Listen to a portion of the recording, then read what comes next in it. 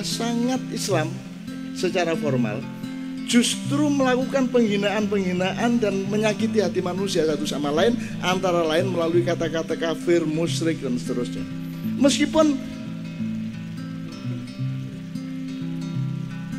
bukan fakta, gejalanya bisa saja, tetapi legitimasi stempel muslim, kafir, musyrik, siapakah yang benar-benar bisa tahu? Hanya Allah Subhanahu wa ta'ala. Nah, ada gini, al-Islamu ya'lu, Islam itu tinggi dan tidak bisa ditinggi. Tinggi itu dilampaui tingginya. Saya menduga, tapi mungkin tidak benar ya, kita ini kalau sudah jadi ustadz, kalau sudah jadi kiai, jadi orang yang sudah serajin sholat, berbuat baik, terus kita merasa Islam adalah kita adalah Islam, terus kita pakai Islam itu tinggi, maka yang lainnya rendah. Sehingga terus kita punya kecenderungan psikologis untuk selalu merendah-rendahkan orang, dengan menuduh kafir, menuduh ini. Sehingga kalau kita tampil di depan orang, selalu kita secara teater kita mempertunjukkan bahwa ini orang rendah semua, saya yang tinggi, kan begitu. Karena kita merasa al-Islamu ya'lu, Islam itu meninggi apa saja dan tidak bisa ditinggi, dilampaui oleh apa saja. Terus kita mengidentikan diri kita dengan Islam. Padahal Islam itu bukan identitas, Islam itu bukan benda, Islam itu bukan subjek, kita subjeknya. Kita, gimana kalau bahasa komputernya gimana, Bang? Bahwa manusia itu kadar keislamannya, software keislamannya itu begitu dinamis dan kita tidak bisa mengukurnya sendiri. Karena tidak ada satu peristiwa, satu perilaku yang bisa kita ukur secara linier. Ya, kita harus ukur secara, makanya di Ma'iyah kan ada sisi pandang, sudut pandang, jarak pandang, resolusi pandang, kepentingan pandang, lingkar pandang, kebulatan pandang, perspektif pandang, dan seterusnya. Dan itu kita tidak mungkin mencapainya. Oleh karena itu kita juga tidak mungkin memahami Al-Quran sebagaimana Al-Quran itu sendiri. Kita hanya bisa memahami sejauh pemahaman kita sendiri. Jelas ya Mas ya? Oleh karena itu Nabi Dzolim itu sebenarnya adalah pelajaran supaya kita lebih rendah hati kepada siapapun saja. Karena ada banyak ayat-ayat yang lain. Asa antukrihu syai'an wa huwa khairul lakum, wa asa antuhibbu syai'an wa huwa syarrul lakum. Orang yang kamu pikir itu, yang kamu kamu rendahkan, kamu hinakan, kamu makruhkan, kamu haramkan, kamu kafirkan, itu bisa jadi dia yang lebih baik dari kamu. Dan orang yang kamu junjung-junjung, kamu mbah-mbahkan, kamu mintai doa, kamu anggap orang hebat, ternyata mungkin dia adalah orang yang lebih rendah dari kamu. Dan saya sangat berhati-hati soal itu. Maka saya tidak pernah mau ditinggi-tinggikan, mending saya direndah-rendahkan daripada dijunjung-junjung. Gitu ya. Dan itu rumus dari Allah Subhanahu wa taala. Oke. Sampai sini bisa dipahami Mas kenapa ada judul Nabi Dzolim ini.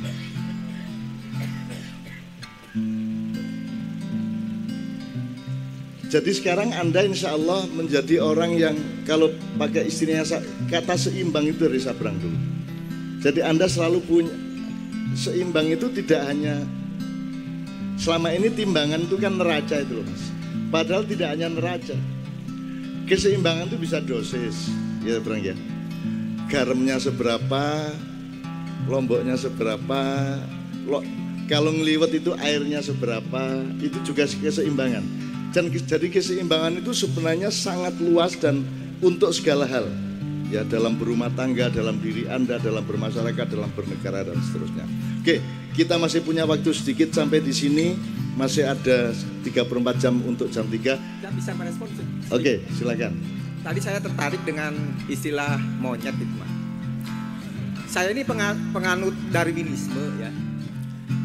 Cuman kan gini, menurut teori Darwin bahwa manusia secara evolusi dari kuman terus berkembang, pas jadi monyet, ya kan? Jadilah manusia. Cuman kan timbul pertanyaan, kenapa manusia monyet itu udah jadi manusia tapi monyet masih ada, ya kan? Terjadi missing link. Nah, saya yang meluruskan teori ini. Jadi secara teori evolusi itu benar, bahkan sangat Islami itu teori Darwin itu.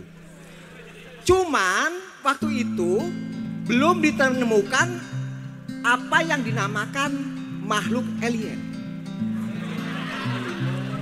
Jadi ketika berkembang nih secara evolusi 2500 tahun yang lalu, ketika jadi monyet ada gorila. Nanti akan saya jelaskan kenapa di Timur Tengah beda, orang hutan beda, sangat Pancasila misalnya. Itu ada penjelasannya. Jadi ketika sudah jadi monyet di seluruh dunia, datanglah makhluk alien. Nah, makhluk alien ini makhluk yang sangat cerdas. Entah dari planet Garut atau Jombang gitu ya. Lalu ini monyet ini dikloning. Dikloning dengan makhluk alien. Nah, terjadilah percepatan. Kita sekarang ini. Ya toh? Enggak, ini benar. Karena coba bayangkan, tidak mungkin Allah Subhanahu wa taala menciptakan alam semesta ini cuman bumi ini aja. Pasti di planet-planet lain ada yang lebih dahsyat ketimbang ini. Gitu loh. Nah, lo percaya aja lah pokoknya. Gini, hal-hal uraian kayak gini, ya, saya ketawa itu di ILC meributkan tentang Rocky Gerung. Ya, omongan Rocky Gerung itu, ya, bertadabur, tapi itu tahap awal. Tahap awal. Kalau di sini udah biasa yang gitu-gitu, tadaburan. Cuman ketika tahun politik, yang sebenarnya Rocky Gerung itu secara tadabur itu benar, cuman karena tahun politik sehingga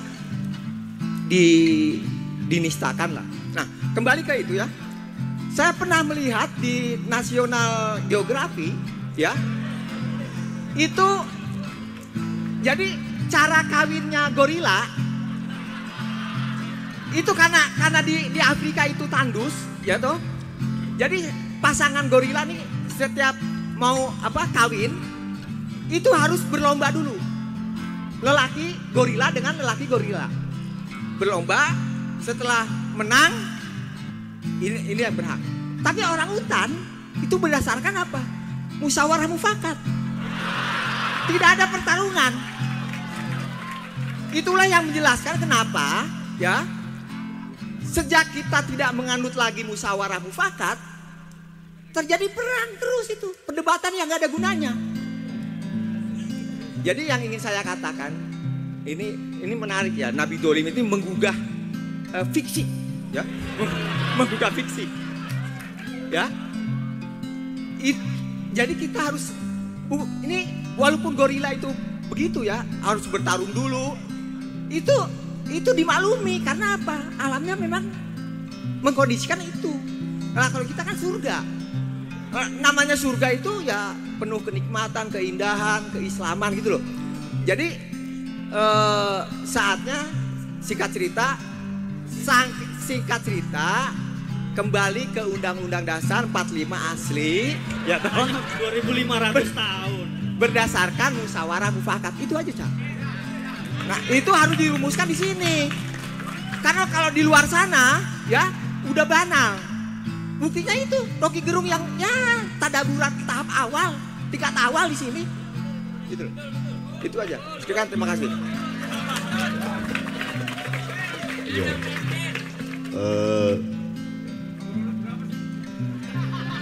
Saya diminta ILC itu sudah sejak ILC awal, dan saya alhamdulillah belum diizinkan Allah untuk di ILC. Kemarin Mbak Rosi juga minta untuk acara dia, terus Mas Wahyu Priyadi minta, terus Najwa juga sudah 9 tahun minta. Doakan saya diperintah dan dipaksa Tuhan untuk suatu hari ke situ. Tapi kalau saya memakai kedaulatan pribadi saya tidak akan pernah mau di situ. Gitu. Tapi saya tidak akan merendahkan siapa-siapa. Tadabur itu ya tadabur aja, enggak pakai rendah, enggak pakai tinggi gitu ya. Saya kira Rocky Gerung salah satu tokoh kita yang rasional, yang jernih, yang jujur terhadap kenyataan. Ya. Terus sekarang gini Dadang ini kan termasuk orang yang menurut saya Gini, lebih baik kita mengkafirkan diri sendiri daripada mengkafirkan orang lain. Kira-kira gitu Mas. Lebih bagus mana, mengkafirkan orang lain atau mengkafirkan diri sendiri? Kalau dimaknai gini, lebih baik kita mencari kekufuran di dalam diri kita daripada sibuk mencari salahnya orang lain. Betul enggak? Nah, itu yang menjadi kebijaksanaan kita bersama-sama. Jadi Nabi Yunus tadi dengan Nabi Adam adalah salah satu teladan bahwa Nabi pun punya kejantanan dan sportivitas untuk mengakui kesalahan-kesalahannya. Dan itu tidak kita tiru sama sekali, tidak ditiru oleh pemimpin-pemimpin nasional kita sama sekali. Gitu ya. Oke. Sekarang saya mohon Sabrang, waktu tinggal sedikit untuk merespon yang Yunus sama yang itu tadi yang satunya, Bang. Oh, tadi kalau Masnya sudah sangat lengkap ya. Saya tadi saya sempat mengatakan berbahayanya tentang identitas itu loh. Baru-baru ini aja kejadian ada anak umur 6 tahun di Arab Saudi dibunuh. Ibunya dan dia naik taksi, terus sopir taksinya nanya, "Si Ah ya?" Iya, langsung dibawa ke pinggir, anaknya dikeluarin, diseret, pecahkan kaca dan dibunuh di depan ibunya. Itu hanya karena dia mengaku si A. Itu mengerikan buat saya. Bagaimana mudahnya nyawa lo itu. Wong kita ini Simbah tadi ngomongin kafir ke orang aja udah nggak enak tau kita. Ini sampai pada posisi membunuh, betapa dia sudah terasuki, dalam tanda petik sudah terasuki ideologi. Ini bisa pembahasan panjang lagi nih. Orang yang terasuki ideologi adalah orang yang ketika ngomong, orangnya dihilangin kalimatnya sama aja. Dia nggak ada originalitas dalam dirinya. Dia kerasukan ideologi itu. Dia tidak memahami ideologi sebagai proses dalam dirinya, tapi cuma copy paste. Uangnya dihilangi, omongannya podo. Uangnya dihilangi, omongannya podo. Orang yang kerasukan ideologi, jangan sampai kita menjadi seperti itu. Karena kita harus terus berputar antara fakta dan mana untuk tumbuh menjadi manusia yang sesungguhnya. Aku tak ngerespon juragane iki sedilit tuh. Mesake iki apa sebenarnya alien-alien nih. Oke, tak kasih sebuah teori lain yang enggak pakai alien. Kenapa manusia tumbuhnya lebih cepat daripada monyet. Sedikit aja. Anda lihat pelajaran peradaban ke belakang sampai Islam sekalipun bagaimana banyaknya menggunakan simbolisme ular. Karena ular dalam sejarah peradaban pertumbuhan yang namanya manusia, ular adalah salah satu predator manusia yang terbesar, sehingga manusia harus mengembangkan teknologi matanya harus semakin besar, dan di bawah ini, di bawah titik ini, di bawah garis datar ini, mata manusia sangat tajam terhadap untuk bisa melihat pola ular tersebut. Untuk bisa seperti itu matanya harus semakin besar. Kalau matanya semakin besar, dia butuh otak yang semakin besar untuk memproses informasi segitu banyak. Dengan dorongan itu makanya otaknya semakin besar, semakin cepat. Jadi gara-gara ular, bukan gara-gara alien. Sesederhana itu sebenarnya. Kalau salah satu ngomong teori alternatif daripada alien ki angel le apa jenenge konfirmasi. Satu lagi, saya tadi ngomong Simbah, saya cerita tadabbur saya soal Yunus. Karena premis saya tadi kan begini, kalau di timur, kalau Al-Quran itu salah satunya adalah tentang makna. Jadi cerita Yunus harus bisa kita serap menjadi pelajaran dalam diri kita gitu. Tapi pelajarannya apa ya? Kalau saya melihat cerita Nabi Yunus itu pelajarannya sederhana. Nabi Yunus harus melakukan sesuatu, dia tidak mau melakukan sesuatu itu. Maka yang dihadapi adalah badai. Maka yang dihadapi adalah kekacauan, sehingga dia dimakan ikan, dibawa di kedalaman. Dia harus menemukan dirinya sendiri, dia harus mampu mengolah dirinya sendiri, mengetahui semua kesalahan dalam dirinya, mengetahui semua kedzoliman, bagaimana dia menzolimi dirinya sendiri, sampai akhirnya siap lagi menghadapi apa yang dia harus lakukan. Itu kita sehari-hari ngalami kok. Kalau Anda yang kuliah, Anda kalau yang sekolah, Anda nggak belajar aja, Anda kan harus belajar kalau sekolah. Anda nggak belajar ketika menghadapi ujian, itu badai bakalan. Dan kalau dapat badai itu Anda akan menderita, Anda akan sedih dengan prestasi dan seterusnya untuk bisa menumbuhkan dirimu lagi. Jadi pelajaran Nabi Yunus itu yang membuat saya nek kudu dilakoni ya dilakoni. Nek ora daripada dipangan iwak iki. urusan berhasil atau tidak nanti. Karena setahu saya Nabi Yunus ini juga kenapa nggak mau ngelakoni di awalnya, karena stres ngadepi set-set itu dalam tanda petik lah, kemungkinan saya ngelihatnya set-set dan belatung-belatung uget-uget itu tadi. Stres piye iki ngadepine, piye ngajari munyuk iso doa iftitah. Bayangannya lah seperti itulah. Karena kesulitan itu sehingga tidak mau nggak mau lari dari apa yang harus dia lakukan, dan yang dihadapi kemudian adalah badai. Saya membuat itu menjadi rumus hidup. Kalau ada yang harus dilakukan, lakukan. Urusan berhasil atau tidak, urusan nanti. Jadi kalau kita semua punya mentalitas seperti ini, sepertinya kita akan, ini menurut saya pelajaran sangat penting dari Quran. Tidak boleh lari dari masalah, tidak boleh lari dari sesuatu yang memang harus dilakukan, ya harus dilakukan. Karena kita sudah dikasih rumusnya. Kalau kita lari, yang kita hadapi adalah badai, dan kita akan dimakan oleh ikan. Kalau sudah dimakan oleh ikan, kita harus menggali dalam diri sendiri bagaimana kedzaliman yang kita lakukan pada diri sendiri untuk kemudian bisa mengangkat diri kita ke permukaan lagi sehingga dimuntahkan oleh ikan untuk menghadapi apa yang harus kita lakukan itu. Jadi sebelum dimakan ikan, lakukan apa yang harus dilakukan. Mungkin itu tadabbur saya terhadap Yunus sebagai pelajaran hidup. Jadi satu lagi, tadi saya cerita ngomong banyak tentang hipotesis ma'iyah dan aplikasi, tapi saya belum cerita apakah saya optimis dengan apa yang dilakukan aplikasi tersebut. Apakah saya kemudian merasa ini akan membuat perubahan besar? Ora, tapi seperti cerita Yunus, apa yang harus dilakukan, saya lakukan. Entah efeknya seperti apa. Kalau kita semua mau melakukan apa yang harus dilakukan, kemudian kita bisa berserah sama Tuhan. Saya sudah loh. Saya sering ngomong di mana-mana, cita-cita saya itu nomor 1 pokoknya iso malang kerik ketika ditanyain. Malang kerik itu apa ya? Tolak pinggang. Tolak pinggang ketika ditanyain malaikat. Kenapa? Karena saya sudah melakukan apa yang harus dilakukan. Saya nggak ada PR lagi, urusan berhasil atau tidak berhasil urusan belakangan. Saya belajar dari Nabi Yunus, saya tidak akan lari, saya tidak akan mau masuk ke mulut ikan. Kalau Anda mau download aplikasinya namanya Pantau Bersama, silahkan dieksplor sendiri. Tadi belum saya katakan aplikasinya, Pantau Bersama, matur nuwun. Oke. Teman-teman sekalian, masalahnya saya dan Anda ini kan percaya sama Allah itu loh. Jadi tidak mungkin Allah tidak kita temukan keterlibatannya. Seperti saya kira bulan yang lalu kita tanya, andaikan ada mukjizat ya, akhirnya mukjizat itu ada. Apa gini, ini bukan mukjizat nih, ada orang jam 2:30, jam 3 kurang masih berdiri seperti ini, hujan-hujan tidak pulang. Itu kira-kira karya manusia apa karya Tuhan?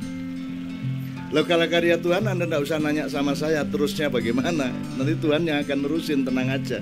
Yang penting kita kerjakan apa yang harus kita kerjakan. Wa idza faraghta fansab wa ila rabbika farghab. Jangan khawatir karena saya ya kita teruskan.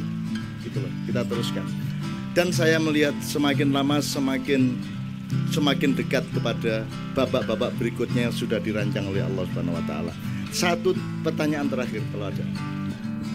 Assalamualaikum warahmatullahi wabarakatuh. Salam kenal semua buat saudara-saudara kenduri cinta.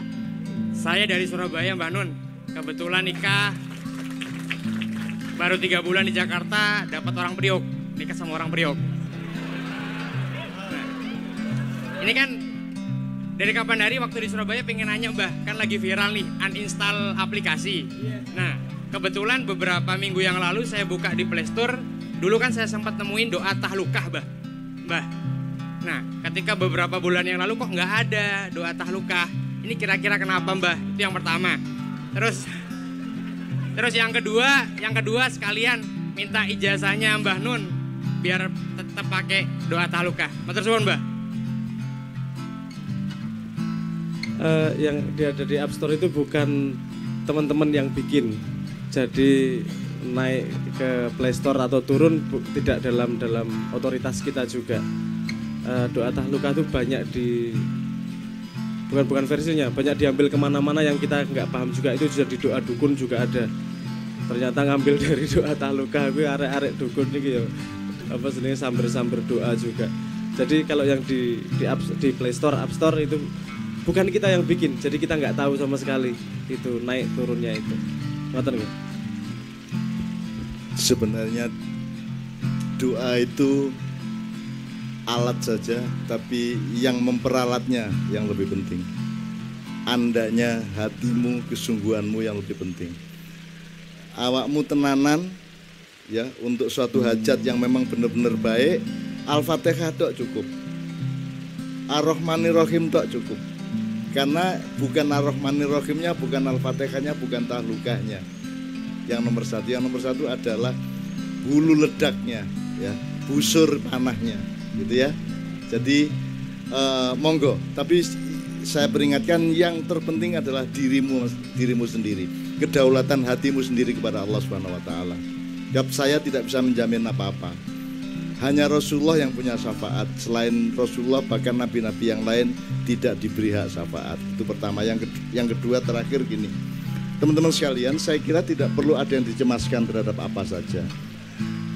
Hidup ini dan Anda sudah memasukinya lebih luas daripada Pilpres. Hidup ini lebih luas daripada pembangunan nasional. Hidup ini lebih luas daripada Republik Indonesia dan dunia. Hidup ini lebih luas daripada yang kita kenal. Dan Anda sudah memasuki keluasan itu. Dan Anda harus mensyukurinya. Dan Anda meneruskan hidup Anda dengan pekerjaan Anda masing-masing. Jangan cemas apapun saja. Anda terus melakukannya. Anda petik segala sesuatu yang baik menurut perhitungan dan keseimbangan di dalam diri Anda. Apapun saja yang Anda dapatkan dari Genduru Cinta dan Ma'iyah, Anda teruskan. Percayalah bahwa Anda tidak bisa dikotak di dalam konteks-konteks kecil. Karena hidup ini sangat luas, sangat panjang. Dan Anda berada di dalam keluasan itu karena Ma'iyah, karena Genduru Cinta.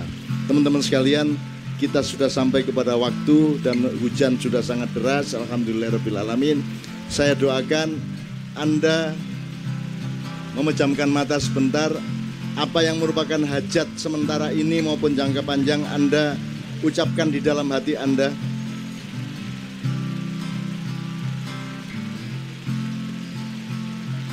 Allahumma sholli wa sallim ala sayyidina Muhammad wa ala ali sayyidina Muhammad. Allahumma sholli wa sallim ala syafi'ina Muhammad wa ala ali Muhammad. Allahumma sholli ala waliyuna waliyullah Muhammad wa ala ali Muhammad. Ya Allah, ya Allah, ya Allah. Innama amruhu idza arada syai'an ayyaqula lahu. Innama amruhu idza arada syai'an ayyaqula lahu. Innama amruhu idza arada syai'an ayyaqula lahu. Fa subhanalladzi biyadihi malakutu kulli syai'in wa ilaihi turja'un. Bebaskan dirimu dari target-target rendah. Bebaskan dirimu dari pengetahuan-pengetahuan yang sempit. Bebaskan dirimu dan masukilah ke dalam kasih sayang Allah yang maha luas, yang pelan-pelan kau akan meraba, akan merasakannya, dan akan menemukannya, dan akan mengalaminya, dan akan menikmatinya, sehingga engkau semua akan mensyukurinya. Amin ya rabbal alamin.